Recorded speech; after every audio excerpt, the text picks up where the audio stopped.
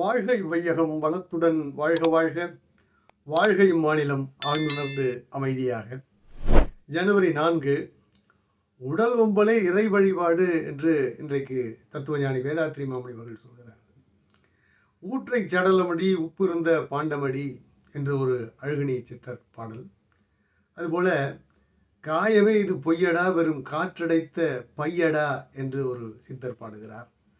எனவே இது போன்று உடம்பினை இழுக்காகத்தானே சொல்லியிருக்கிறார்கள். இந்த உடம்பிற்கு அப்படி பெரிய முக்கியத்துவம் தர வேண்டுமா என்று நீங்கள் கேட்கலாம். அப்படி அல்ல. இந்த உடம்பிற்கு ஆடம்பரமான ஆபரணங்களும் அரை மணி நேர மேக்கப்பும் தேவையில்லை.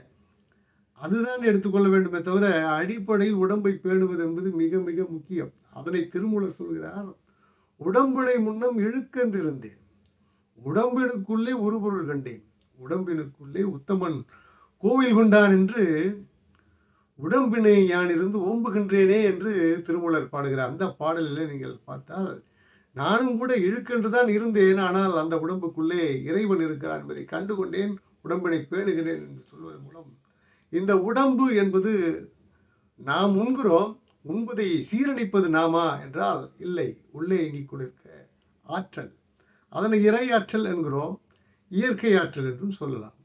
ஆனால் அந்த ஆற்றலின் மூலமாகத்தான் நாம் உண்கிற உணவு சீரணிக்கிறது. ஆனால் நாம் என்ன பண்ணுகிறோம் என்றால், சாப்பிடுவதற்கு அளவு என்று ஒன்று உண்டு, அந்த அளவுக்கு மீறி உண்கிற போது அந்த உணவை சீரணிக்க அமிலம் அந்த ஆற்றல் தான் சுரக்க வைக்கிறது. அது எவ்வளவு சுரக்க வைக்க முடியுமோ அவ்வளவு செய்யும். ஆனால் அளவுக்கு மீறி உண்டு விட்டால் என்ன செய்யும்? சுரக்காத போது, அமிலம் சுரக்காத போது உணவு சீரணிக்காமல் போகிறது. அந்த சீரணிக்காத உணவு புளித்து போகிறது. புளித்த உணவால் உபாதைகள் வருகிறது, நாளடைவில் உடல் கெடுகிறது, துன்பம் வருகிறது என்று சொன்னால், இந்த செயலானது, நம்முடைய செயலானது நமக்கு நாமே செய்து கொள்ளுகிற தீங்கு என்பது மட்டுமல்ல, நமக்கு உதவிகரமாக இருக்கக்கூடிய அந்த இறையாற்றலுக்கும் செய்கிற தீங்கு என்று அருள் தந்தை அவர்கள் சொல்கிறார். எனவே தான் உடல் ஓம்பல் என்பது மிக மிக மிக மிக முக்கியமானது. எனவே உணவு, உழைப்பு, உறக்கம், உடலுறவு, எண்ணம் என்கிற இந்த 5 அளவும் முறையும் பின்பற்றி நீங்கள் உடல் ஓம்ப வேண்டும், உடலை பேண வேண்டும், உடலை பாதுகாக்க வேண்டும் என்று அருள் தந்தை அவர்கள் சொல்கிறார். அதுதான் உண்மையிலேயே நீங்கள் இறைவனை வணங்குவது என்பதாகுமே தவிர வேறொன்றும் இறைவனை வணங்குவதாகாது.